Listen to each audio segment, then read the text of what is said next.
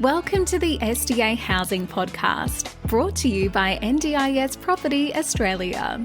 Before starting this episode, we need to provide a general disclaimer. Information contained in this podcast is general in nature only. It does not take into account the objectives, financial situation, or needs of any particular person. You need to consider your financial situation and needs before making any decisions based on the information in this podcast. And you should consider seeking independent and professional advice for your personal circumstances. All right, let's begin.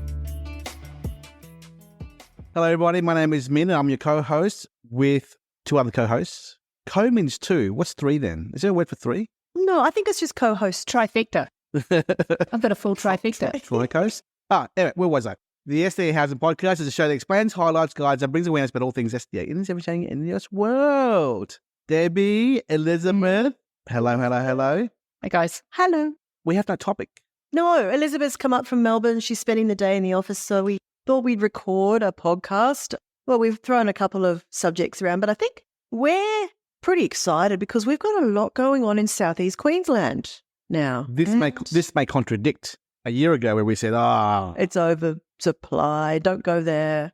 Everything changed, though, when the new prices came out. But also, Elizabeth, just so you know, the imbalance of supply and demand is now in equilibrium now. So that's why we're back. But the other side of it is too, from the last couple of days, what I'm noticing is that if you spend more on the land, you go to those areas that are a 15-minute ring around Brisbane, you try and position your SDA really close to the Gold Coast, say Upper Coomera or Coomera, around those areas. There's massive demand in those areas. No one's built there because of the land price.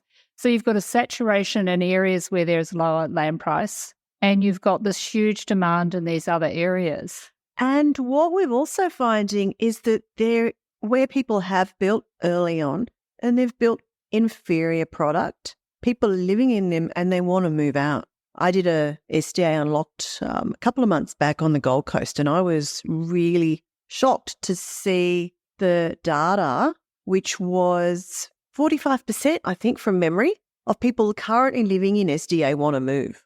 They're seeking an alternative because they're living in something that's not actually fit for purpose. So we're now at that stage with the original builds from the last few years are not meeting the demand. They're not meeting what the participants actually want. We need to address that. That's an issue. Yeah. So we just want to say that we're back in Queensland now. Even we are in Queensland, full stop, as an office. But we're really focused on working with builders who are listening. Elizabeth, don't you agree that is very important? Absolutely. And it's not just about builders that are listening. It's also about builders that are building a really beautiful quality home, because you can't build garbage and hope that you're going to get participant coverage, because they just don't want to be there. You know, they're funded. There are 5 or 6 other houses in the area. So they have ultimate choice. So what we're doing, and I guess the direction here is the relationship with these builders, where they're building really great properties and product for our SDA participants. And I think we're speaking a lot more, much closer with the SIL providers and the SDA providers, who are now much more, certainly the SIL providers, are far more, the knowledge is there of SDA and what's required. And there's a lot more collaboration now with the builders and developers. And so what we're seeing is, from all the different stakeholders coming into it, better collaboration, therefore better product. To have a good SDA investment, you cannot have an average builder or an average location or an average provider or an average SDA provider. You could have good quality all the way through, because the funding follows the participant. Because if the participant walks out the door to go somewhere else down the road, you've got zero income now investment. That's it, you're done. And nobody else is going to want to live in it because it's a really poor build. I mean, Elizabeth told me a story last week where she had a meeting with a provider and a builder. And obviously, Elizabeth has worked with a lot of builders in Melbourne before, and she said the build quality was pretty shit. That's the worst build quality I've ever seen. It was honestly like they'd taken a bucket of white paint and poured, 2 litres of water and then just splashed it on the walls. I'm like, I can't sell these. I don't want to sell these, because here's the thing. It's not about the property in today's market. It's about how it ages over that 20 years. Because at the end of that 20 years, you're going to want a property that's really held the test of time. And why would anyone want to move into a property where the tiling's not flush to the floor and the paintwork looks terrible? I mean, nobody's going to want to live like that. I wouldn't want to live like that.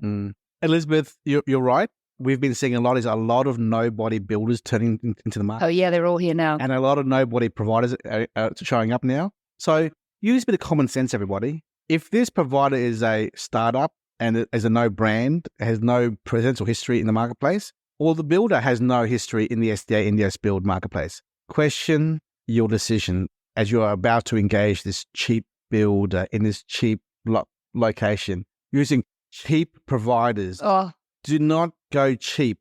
Do not think, the package is now $750 and it's a high return of 24% return, and all these calculations in your mind where it's going to work. As Debbie says, you got. What did you say in our last web video call with that builder only half an hour ago, Debbie? Listen to what the SIL providers want. And the SDA providers. And the SDA providers. So simple, isn't it? Yeah. Yeah, it's all down to them. That is entirely down to them. We don't want to be, as an investor, sitting there crunching the numbers on your calculator and doing if I can squeeze the price down and get a small block acquisition and get a small design house for these two participants and it's really cheap build and the yield, But where are the participants? Where are they coming from? Because everyone's doing the same. Everyone is like you, Mr. Investor, doing the same number crunching. Yeah.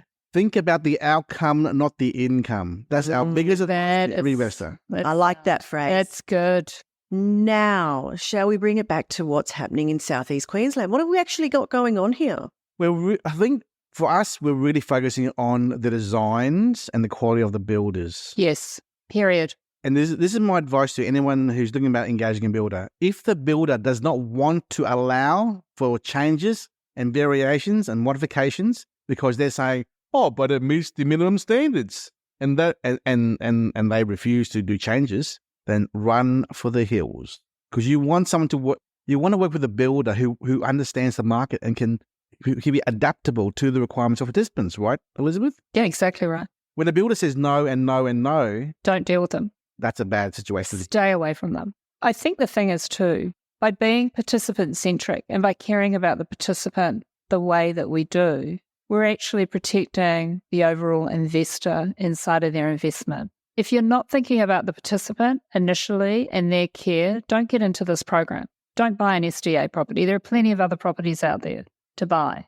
You want to get into this space because you want to take care of some of the most vulnerable Australians. And as a consequence of sitting in that space, what you're doing in actual fact is you're actually protecting your overall investment. So pay more money if you need to get a higher ceiling or a much wider doorway. Do that, because that is you walking towards the participant and caring for them and their overall well-being in your property for that term of 20 years. Do you agree? Yeah. The key word you mentioned just then, Elizabeth, is care. In our last video call with that builder, he was telling us his experience with working all those marketeers and sales agents selling all this NDS builds in Melbourne. And the outcome was they're all one participant homes. Yeah, no. And they're the worst little builds I've ever seen. I looked at their floor plans about 18 months ago, and they were terrible. And the agents who sold it don't care. Don't care.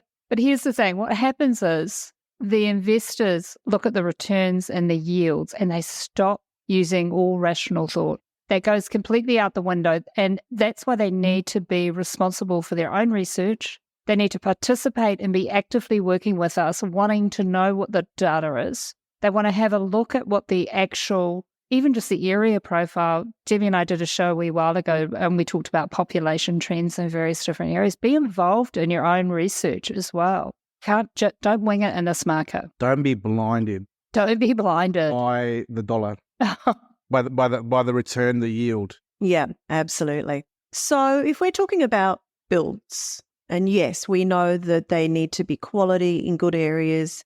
Back to the South East Queensland market, we know that there has been a glut of high physical support properties built over the last few years. We know with the new prices that IL is becoming a more attractive option. We are seeing builders that we do work with, they're coming to us with a lot of improved livability packages. Now, what is good about these, Minh? Well, the newer builders who are coming back to the market are open to bigger spacing, custom designs. I don't want to give too much information. Can't show all our secrets in one Exactly right. Make them come back to listen to another podcast.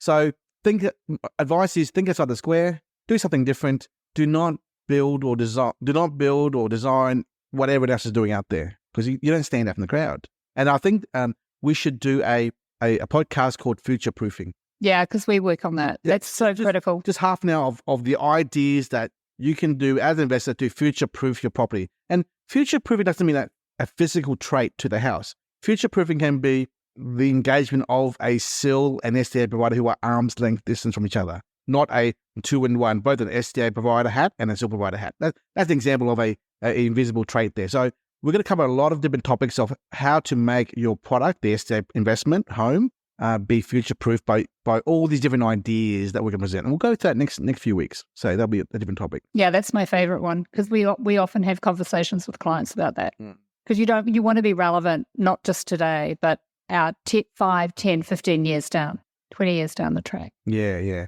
So did I answer the question, Debbie, or sort of I'm beating around the bush at the moment? Yeah, you beat around the bush, but that's okay. We've got more episodes to cover on this. And as you said, we've got a lot of new stuff coming on. Let's keep it a bit secret squirrel for now. Secret squirrel. So we've got new products, new locations, new builders, new developers, new developments, and we're adapting. And we're doing a lot of mentoring to other builders. We won't work with builders who say no. They've got to be adaptable to the feedback from participants, providers, and people like us. We are doing a lot of work in the background, which is non-SDA.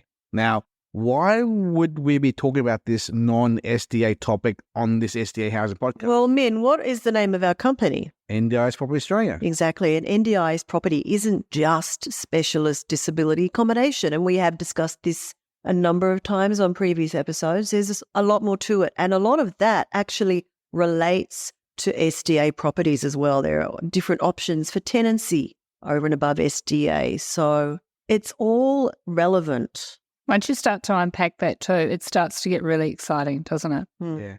That's the space. If the listeners and developers and builders and if they understood if they knew what we knew about this space called the NDIS housing space, which covers the SDA obviously, if you knew what we knew, you'd be going nuts about the opportunities in front of us. But we're going to slowly drip that information out to you slowly, one by one. But just if you get a chance, look at the NDIS quarterly report, which shows supply and demand, stats and figures, but also the spend in the SDA, in the NDIS funding, which is 39-40 billion a year. SDA is 270 million of the 40 billion. Very small. That's a tiny SDA is very small, very, very, very small. You've got to understand the whole ecosystem of the NDIS to understand how you can de-risk your investment and lower your expectations or diversify your expectations as well. Because the key to this is knowledge. If you understand the system, the marketplace, the data, and the demand, you will be a winner. But you as an investor, not trying to house 600,000 people here. You just want 2 participants. That's all you want, 2. But know your data, know your information, know your risk profile that you are in. Are you a high risk investor or a medium or low risk investor? So, what's your budget? Is it 700 grand or 800 grand or 900 grand? Everyone's different. So the point is, we're here to help Elizabeth, myself, and Debbie, and the rest of the team here. We're now starting to hire, as employees, more participant, not experience, but actual participants in our organisation to give their stories and their feedback to everyone as well. So we're very excited about the future. We're so excited about the growth we're having here. We're looking at bringing on board another 10 staff the next month or so to bring our numbers to almost 30 staff members in the SDA housing, or the NDIS Property Australia SDA housing podcast as well. So we're very excited about helping SIL providers, SDA providers, and builders and developers to understand more about the marketplace. And what can I say? We're here to serve, Debbie, Elizabeth. Yes, that is right. That is so right. Any last words from yourself, Elizabeth or Debbie, about things, our learned experiences of the last few weeks and months and years?